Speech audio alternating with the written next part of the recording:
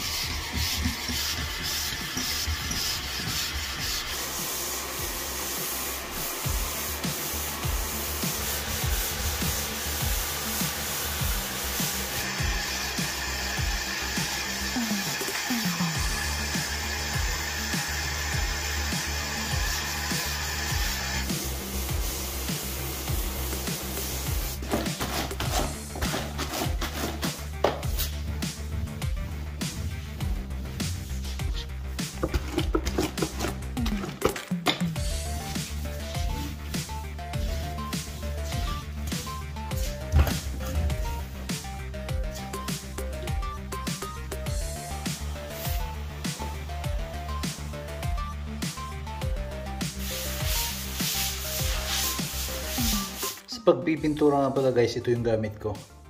13mm na microfiber na roller. Yan. Saka baby roller na rin yan.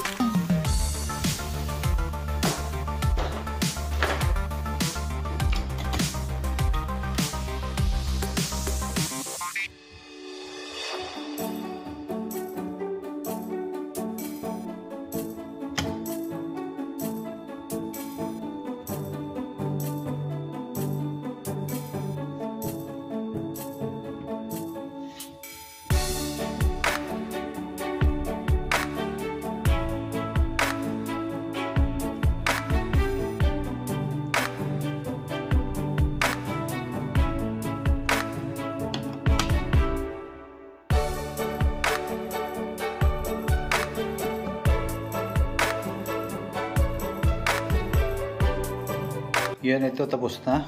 Yan itsura niya.